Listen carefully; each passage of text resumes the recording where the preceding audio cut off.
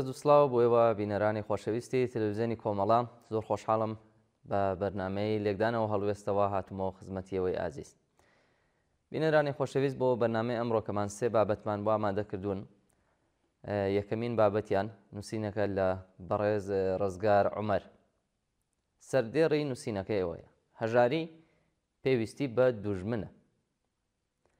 هەڵەت کە سەرهەڵدانی دراماتیکی ڕاستڕەوی توندڕەو لە ئەوروپا زۆر جار لە ڕێگەی ئەدرەسکردنی شەڕی کولتوریەوە دەخرێتە ڕوو، لە چەشنی دژە کۆچبەری، ناسیۆنالیزم، پاتریۆتی نیشتمانی و ئەمانە ڕەنگە بەشێک بن لە خۆدەرخستنەکان، بەڵام لەژێر ئاڵا و وتارە ئاگرینەکاندا بزوێنەرێکی تونتر هەیە کەویش بریتیە لە ئابووری.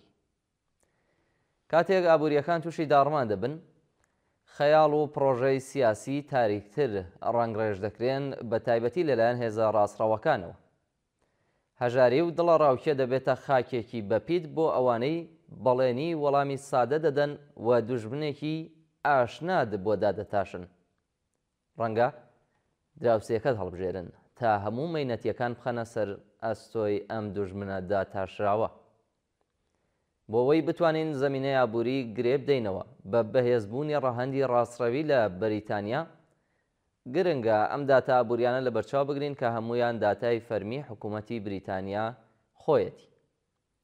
بە پێو داتایانە 3.9 تریلیۆن دۆلار قەرزی گشتی حکوومەت، 4.7 تریلیۆن دۆلار قەرزی کۆمپانیا و خێزانەکان، 250,000 کەس ژمارەی ئەو کەسانەیە کە لە مانگی یەکەمی ساڵی 2025 زاینیەوە تا نووسینی ئەم وتارە کاریان لەدەستداوە. 14,500 کۆمپانیا ئەم ساڵ داخراون، 138,500 ملیۆنەر لە ماوەی 10 ساڵی ڕابردوو بریتانیان بەجێ هێشتووە کە دەکاتێ ڕێژەی 20% سەرجەم ملیۆنەرەکانی ئەو وڵاتە. 30% منداڵانی بریتانیا لە هەژاریدا دەژین کە دەکاتە 4,300,000.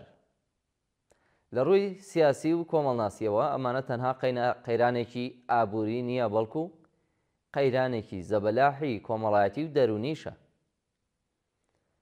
بەشێکی زۆر لە خێزانەکان پشت بە وەرگرتنی بەشە خۆراک دەبەستن لە کاتێکدا چینی کۆمەڵایەتی سەرترەوەی خۆیان ژیانیان بە دەست لێنەدراوی ماوەتەوە. ئەم جۆرە ناکۆکیانە ئەو شتە بە ئاگادێننەوە لە هەستی کۆمەڵایەتی کە جاک ڕۆسۆ بەو جۆرە لە تووڕەیی و لە ئیرەیی پۆلێنبەندی کردووە کە لە نایەکسانی کۆمەڵایەتیدا لەدایک دەبێت. هاوڵاتیان باوەڕیان بەو دامەزراوانە نامێنێت کە بە داگیرکراو لەلایەن نوخبەکانەوە دەزاندرێن و پاشماوەی متمانەی نەبینراوی چەمک و پرەنسیپی دموکراسی بە یەکجاری دەڕوخێنێت. ڕاستڕەوی توندڕە و هەنگاو دەنێتە ناو ئەم بۆشاییە و ئەم جێگە خاڵیە و لە بری دڵنیایی شوناستاشین و لە بری چارەسەرەکان دوژمنێک دیاری دەکات کە هەموو وێرانیەکان لە ئەستۆی ئەو بار بکرێت.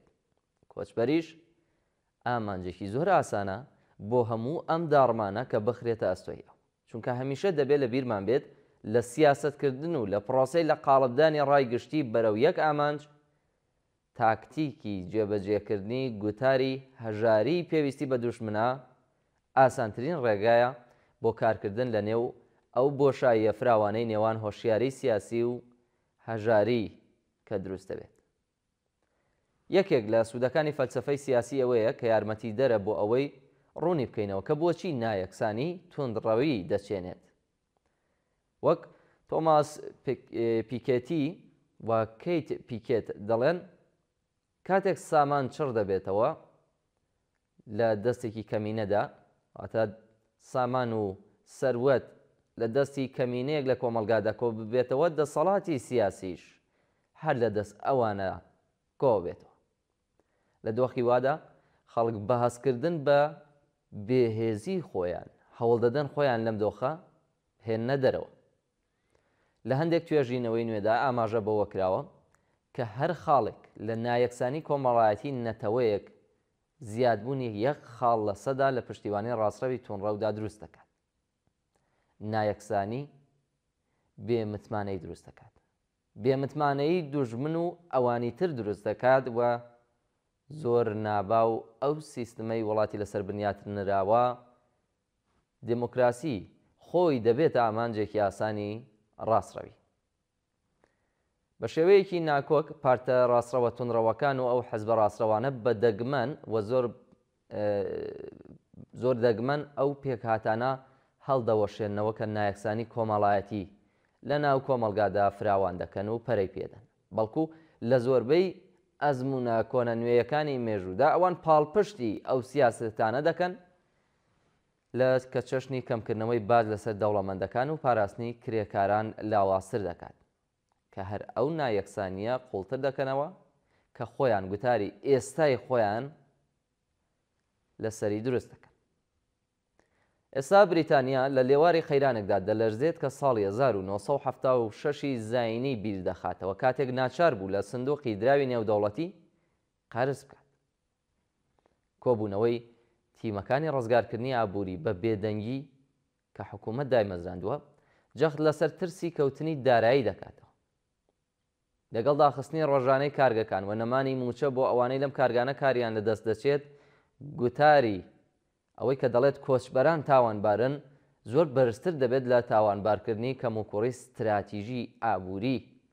ئەمە دەروونناسیەکی دەگمەنە کە لێرەدا زۆر ڕاست دەردەچێت کە دەڵێت کاتێک هۆش هەست بە مەترسی دەکات عەقڵ بە دوای تاوانبارێکدا دەگەڕێت.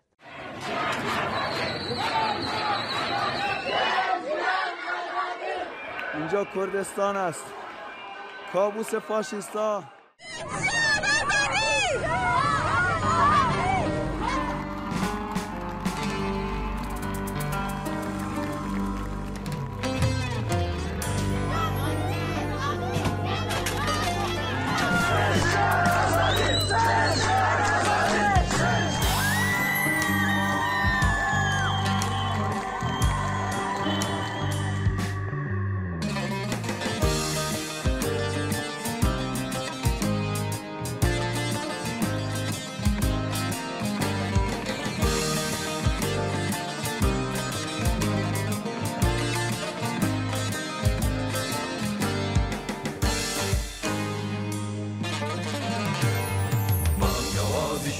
شێکە ئەی هەموو جیهان پێگە خۆشکرد بۆ خەباتی ئازادی ئینسان بانگەوازی شۆڕشێکە ئەی هەموو جیهان پێگە خۆشکرد بۆ خەباتی ئازادی ئینسان شۆڕشێکە بە پێشەنگی ژنانی نیشتمان با مسۆگەر بێ سەربەستی و حورمەتی ژیان شۆڕشێکە بە پێشەنگی ژنانی نیشتمان با مسۆگەر بێ سەربەستی و حورمەتی ژیان با مسۆگەر بێ سەربەستی و حورمەتی ژیان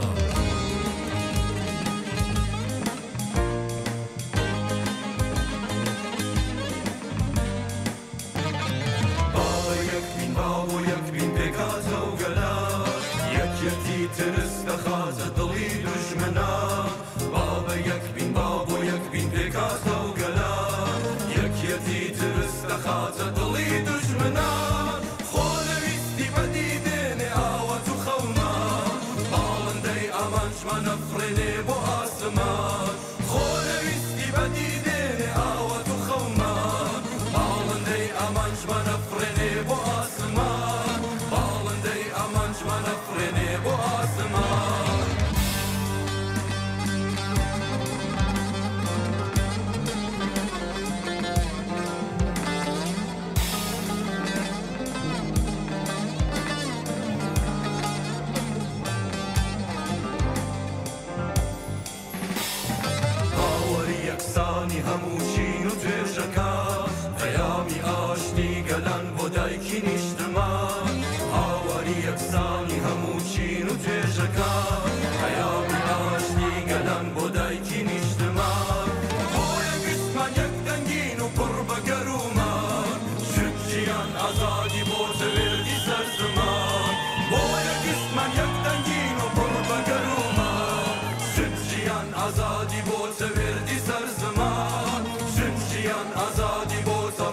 بر خدا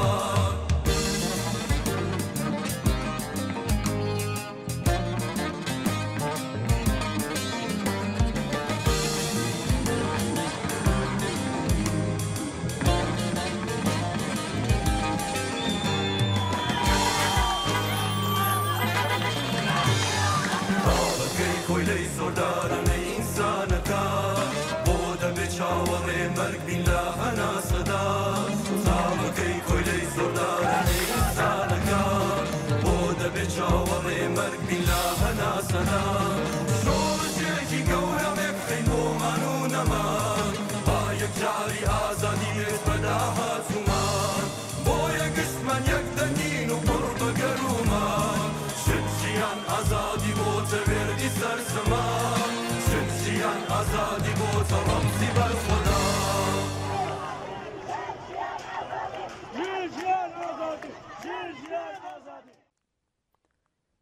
بینەرانی خۆشەویست بابەتی دووەمی بەرنامەی لەگدانەوە هەڵوێستی ئەمڕۆکەمان دەربارەی بارودۆخی ئێستای غەزەیە. خەڵکی غەزە ماڵاوایی لە ماڵە ڕووخاوەکانیان دەکەن. سوپای ئیسرائیل ڕایگەیاندووە کە لە ماوەی 2 هەفتەی ڕابردوودا زیاتر لە 20 تاوەری نیشتەجێبوونیان واتە 20 ساختمانی نیشتەجێبوونیان لە شاری غەزە ڕووخاندووە و بانگەشەی ئەوەیان کرد کە لەلایەن حەماسەوە بەکاردەهێنرێن ئەم شوێنانە. بەنیامین نێتانیاهۆ سەرۆک وەزیرانی ئیسرائیلیش دەڵێت کە ببورن دەڵێت کە 50 بینای گەورەی حەماس ڕووخێنراون. هەر لەو ماوەیەدا هێزەکانی ئیسرائیل ناوچەگەلێکیان لە گەڕاکەکانی زەیتون، تووفە، شوجایە، شێخ ڕەودان، بورن شێخ ڕەدوان و چەندین گەڕێکی دیکە ڕووخاندووە. بە پێی وتەی زیاتر لە 10 هاوڵاتی کە قسەیان لەگەڵ ئاژانسی ڕۆیتەرز کردووە وێنەی مانگە دەستکردەکان واتە تەسویری ماهوارەیی لەوانەدا دەرکەوتووە پێداچوونەوەی بۆ کردووە وێرانبوونی دەیان باڵەخانە لە شێخ ڕەدوان لەلایەن ئەو وێنانەوە نیشان دەدرێت. ڕیس یەکێک لەو هاوڵاتیانی کە قسەی کردووە دەڵێت هەرگیز بە خەیاڵمدا نەدەهات شاری غەزە بەجێبهێڵم، بەڵام تەقینەوەکان ناوەستن، ناتوانم مەترسی لەسەر منداڵەکانم دروست بکەم، بۆیە شتەکانم کۆ دەکەمەوە و بەرەو باشوور دەڕۆم. ئەو بەڵێنیدا کە لە کەرتی غەزە بمێنێتەوە و وتی ئەگەر هەڵبژاردننی هەر وڵاتێکی جیهانم پێ بدرێت بەو حاڵەشەوە هەر غەزە بەجێ ناهێڵم. ڕیس ترسی ئەوەی هەیە کە ئامانجی ئەو وێرانکاریە ئاوارەکردنی هەمیشەیی دانیشتوانی شاری غەزە بێت. ئەمەش بۆچوونێکی هاوبەشی نووسینگەی کۆمیساریای باڵای مافەکانی مرۆڤی نەتەوە یەکگرتوەکانیش. مانگی مارسی ساڵی ڕابردوو وەزیری دارایی ئیسرائیل هەڕەشەی ئەوەی کردبوو کە بەم زوانە زۆربەی کەرتی غەزە بە تەواوی لە ناو دەچێت. هەرواشیان کردووە ئێستا دانیشتوانی غەزە لە ناو زەویەکی تەسکدا لە نزیک سنووری مسردا ماونێتەوە. ئیسرائیل لە کاتی هێرشەکەدا سەرجەم هۆشداری بە هاوڵاتیانی مەدەنی لە شاری غەزە داوە کە شۆڵی بکەن بە تەواوەتی. هەفتەی ڕابردوو دەواازەیەکی بۆ باکووری غەزە داخست. ئەمەش لەم ڕێگایەوە ئەو خۆراکە کەمەی کە لە ئێستاوە دەگاتە ناوچەکە ئەوەندەی تر سنووردارتر دەبێتەوە. بەپێی دوایین زانیاریەکانی ناوەندی مانگە دەستکردەکانی نەتەوە یەکگرتوەکان تەنانەت پێش هێرشی ئێستا بۆ سەر شاری غەزە نزیکەی لە 180 بیناکانی غەزە نزیکەی 247,195 لە سەرەتای شەڕەکەوە زیانیان پێگەیشتووە یان وێران بوون. ئەمەش 213 نەخۆشخانە و 1029 قوتابخانەش دەگرێتەوە. ئامارەکان لە مانگی تەمووزدا کۆکراونەتەوە. ئەو دانیشتوانێک کە ڕۆیتەرز چاوپێکەوتنیان لەگەڵیدا کردووە ڕایانگەیاندووە وەک ئامادەکاریەک بۆ هێرشی زەمینی. سوپا لە ماوەی چەند هەفتەی ڕابردوودا ڕۆژانە تا 12 ماڵی لە گەڕەکەکانی زەیتون، تووفە، شوجەیدا وێران کردووە. ئەمجد شاوە بەرپرسی تۆڕی ڕێکخراوە ناحکومیەکانی فەلەستینی لە غەزە مەزەندەی وەی کردووە کە زیاتر لە 65% بینا و ماڵەکانی شاری غەزە لە کاتی شەڕدا وێران بوونیان زیانێکی زۆریان پێگەیشتووە.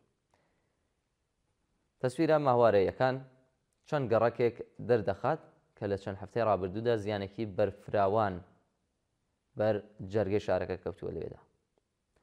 لە پاڵ وێرانبوونی بیناکانی شاری غەزەدا تراژدیایەکی مرۆڤی دێتە سەر شانۆ، ئەویش ئەو بەدەیان هەزار مناڵ و پیر و بریندار و پەکەوتانەیە کە تەنانەت توانای ڕاکردنی لەم سەری شارەوە بەو سەری شاریشیان نییە و بە ناچاری لەو بینانی و ڕووخاوانەدا دەمێنەوە و چاوەڕێی مردن دەکەن. نەنەتەوە یەکگرتوەکان کە بڕیارنامەکانی یەک لە دوای یەک لەلایەن دەوڵەتی ئەمریکاوە وێتۆ دەکرێت و نە دەوڵەتانی ڕیاکاری عەرەبی کە فرمێسکی درۆینە بۆ خەڵکی غەزە هەڵدەڕێژن، هیچ کامیان هیوایەکیان بۆ نەجاتی خەڵکی لێقەوماوی غەزە لەسەر بینا ناکرێت. سەیرەوەیە دەوڵەتانی عەرەبی ڕێگە نادەن بیر و ڕای گشتی خەڵکیش تەنانەت خۆپێشاندان سۆزی خۆیان بۆ خەڵکی غەزە دەرببڕن. ئەو جۆرە بۆ نمونە لە ئیسپانیا و بریتانیا بە سەدان هەزار کەس بۆی دێتە سەر شەقام و ڕێگە پێدراوە، بەڵام لە وڵاتانی عەرەبینە. غەزە و ئەو جێنۆسایدە بێوێنەی ئەمڕۆکە بە بەرچاوی هەمووانەوە بەڕێوە دەچێت پەڵەیەکە بە ناوچاوانی مرۆڤایەتیەوە کە هەرگیز پاک نابێتەوە. ئێستا تەنها بروسکە هیوایەک ئەگەر مابێ بە بیر و ڕای گشتی و ویژدانی بەخەبەر لە ناوخۆی ئیسرائیلە کە بە گۆڕینی حکوومەتی دژ بە ئینسانی نەتانیاهۆ کۆتایی بە و کارە ساتە بێنن.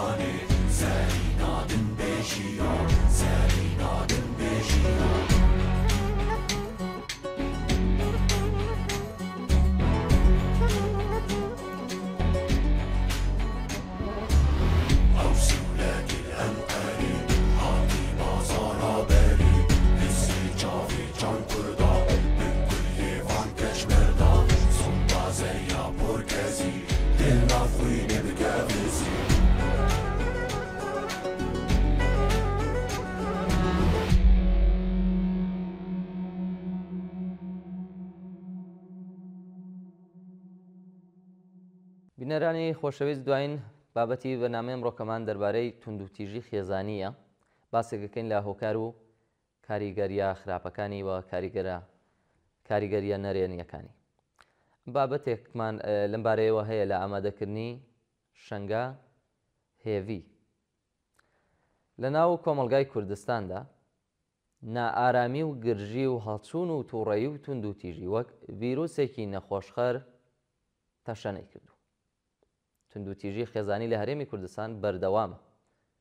پسپۆڕێکی دەرونی دەڵێت کە بێکاری و قەیرانی دارایی و جیاوازی چینایەتی لە ئێستادا هۆکارێکی سەرەکی بەردەوامبوونی توندوتیژی خێزانیە لە هەرێمی کوردستان. لەم بارەیەوە کۆسارەی تەمەن 35 ساڵ باستەوە دەکات لەوەتەی هاوسەرگیری کردووە ڕوبەڕووی توندوتیژی و سوکایەتی بۆتەوە. ئەو بە ماڵپەڕی ئاوێنەی وتووە کە ڕۆژێک لە ژیانی هاوسەریمدا هەستم بە ئاسوودەی ڕاستەقینە نەکردووە، هەمیشە لە دڵە ڕاوکێ و فشاردا بوو. هاوسەرەکەم کە خەریکی کرێکاریە، هەر کاتێک ئیشی دەست نەکەوێ داخەکەی بە ئێمە دەڕێژێ و نازانم چۆن تا بێستا بەرگەم گرتووە. هەروەها وتیشی کە چەند جارێک سکاڵای دۆخی خۆم کردووە لەلایەن خێزانەکەم و باوکم کە هاوسەرەکەم بەرامبەر من و دوو منداڵەکەشم ڕۆژ بە ڕۆژ خراپتر دەبێت، بەڵام باوکو و دایکم و براکانم نەیان هێشتووە داوای جیاببوونەوە بکەم و بەم حاڵەوە بەردەوامم لەم ژیانە. خێزانی کۆسار نمونەیەکە لە هەزاران خێزان لە هەرێمی کوردستاندا کە بەهۆی قەیرانی دارایی و بێکاری و جیاوازی چینایەتیەوە توندوتیژی و ئاژاوای تێکەوتووە. دکتۆر هەژار عوسمان پزیشکی دەرونی باسی هۆکارەکانی توندوتیژی خێزانی بۆ ماڵپەڕی ئاوێنە دەکات و وتوێتی کە لە ناو کۆمەلگای کوردستاندا نائارامی و گرژی و هەڵچوون و تووڕەیی و توندوتیژی وەک ڤایرۆسێکی نەخۆشخەر تەشەنەی کردووە بە ناو هەموو خەڵکدا بڵاوبووەتەوە. هۆکانیشی زۆرن، بۆ نمونە لە کوردستاندا ئێستا ڕاستە کە شەڕ لە ئارادانیە، بەڵام نائاشتیەکی سیاسی ڕاستەقینە، نائاشتیەکی کۆمەڵایەتی لە ناو کۆمەلگادا هەیە. دیاردەی چەک هەڵگرتن زۆر بڵاوە و لە کاتی کێشەکاندا لە بەردەستدایە و خێرا پەنای بۆ دەبردرێت. وتیشی کە بێکاری و سستی بازاڕ و هەژاری لەلایەک وەبوونی ناڕەوای توێژێکی بچووکی فرە ملیۆنەر و فرە ملیاردێر لە لایەکی ترەوە بۆتە هۆی ناڕازیبوونی زۆربەی خەڵک لە هەرێمی کوردستاندا. زۆر جار ناڕازیبوون و تووڕەیی خەڵک لەم دەسەڵاتە دەگوازرێتەوە بۆ سەر تاکەکانی کۆمەلگا و بۆ ناو خێزانەکان لە یەکتر، چونکە کولتوری گوێگرتن لە یەکتری و لێبوردن و پەنابردن بۆ وتوێژی ئارام و هاوسەنگ لە نێوان ئەندامانی خێزاندا لە کاتی جیاوازی و ناکۆکی کولتوری لاوازە و زۆر کەس هەر فێری نەبووە و نایزانێ. دکتۆر هەژار ئاماژە بەوە دەکات کە نەخۆشی دەرونی هۆیەکی تری شەڕ و شور و دەستوەشاندنی تاکەکانە. ئەو لە درێژەی قسەکانیدا دەڵێت کە بۆ نمونە ئەندامێکی خێزانێک کە زۆربەی کاتەکان پیاوە لە باسەدا بەردەوام لەسەر سادەترین کێشە و جیاوازی ناو خێزانەکە هەڵدەچێ و تووڕە دەبێت وەک فیشەک دەتەقێتەوە و دەستیش دەوەشێنێت. هەروەها ئاڤانجاڤ مامۆستای زانکۆ و چالاکوانی بواری ژنان بە ماڵپەڕی ئاوێنەی وتووەکە هۆکارەکانی توندوتیژی دەگەڕێنەوە بۆ بابەتی کولتوری و دابەشکردنی هێز کە زیاتر لە لای پیاوەوە بەسەر ژندازاڵە. هەروەها ژینگەی خێزانی زۆر کاریگەرە کە تا چەند یەکسان بێت. وتیشی کە بەشێکی تری هۆکاری ئەمە دەگەڕێتەوە بۆ سیاسەتی حکوومەت و لایەنی پەیوەندیدار بۆ بابەتی توندوتیژی. زیادبوونی توندوتیژی خێزانیش وا دەکات کۆمەڵگا بە کۆمەڵگەیەکی توندوتیژ بناسرێت و ئەمەش کار دەکاتە سەر دەرونی تاک بە تاک لەو کۆمەڵگایەدا.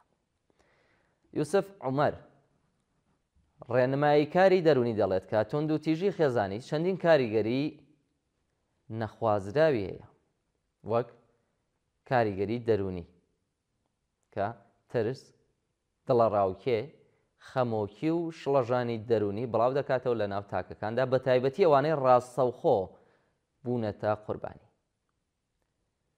یەکێکی تر لە کاریگەریەکانی تێکچوونی پەیوەندیە کۆمەڵایەتیەکانە، واتە متمانە لە نێوان تاکەکان لاواز دەبێت و پەیوەندیە کۆمەڵایەتیەکان تێک دەچێت. کاریگەری ئابووری یەکێکی تر لەو خاڵانەیە، تێچووی چارەسەری پزیشکی، کەمبوونەوەی بەرهەمهێنان و لە دەستانی دەرفەتی کار و خوێندن لە کاریگەریە ئابوووریەکانە. بەردەوامبوونی بازنەی توندوتیژی یەکێکی تر لەو کاریگەریانەیە کە توندوتیژی لە کۆمەڵگادا بەرهەمیەهێنێ، واتە منداڵانی گەورەبوو لە ژینگەی توندوتیژدا زیاتر ئەگەری هەیە لە داهاتوودا پەنا بۆ توندوتیژی ببن. کاریگەریەکی تر کە دەیبێت لاوازبوونی دامەزراوەکانە. توندوتیژی دەبێتە هۆی لاوازبوونی دامەزراوە و یاسا و سیستەمی دادوەری. کۆچی ناچاری لە یەکەوێتەوە. کۆچی ناچاری یەکێکی تر لەو هۆکارانەیە. هەڵاتنی خەڵک لە ناوچە ناسەقامگیرەکان و دروستبوونی کێشەی پەنابەران لەم ڕێگەیەوە دروست دەبێت. دواکەوتنی گەشە سەندن یەکێکی تر لەو کاریگەریانەیە و وڵاتان و کۆمەڵگای توندوتیش بە شێوەیەکی گشتی لە بوارەکانی پەروەردە، تەندروستی و ژێرخانی ئابووریدا دواکەوتوو دەبن. کاریگەری لەسەر منداڵان، دواکەوتن لە خوێندن، کێشەی دەرونی و هەڵسوکەوتی توندوتیژانێ. بینەرانی خۆشەویست، بەم شێوەیە گەیشتینە کۆتایی بەرنامەی لێکدانەوە هەڵوێستی ئەمڕۆکەمان. زۆر سپاس کە تا بە کۆتایی لەگەڵماندا بوون و بۆ هیوایە کە ناوڕۆکی بەرنامەکە جێی سەرنجیەوەی عزیز بوو بێت و بتوانن کەڵکی پێویستی لێوەربگرن. تا لێکدانەوە هەڵوێستێکی تر بە ژیانێکی پڕ لە کامەرانیتان دەست پێرم.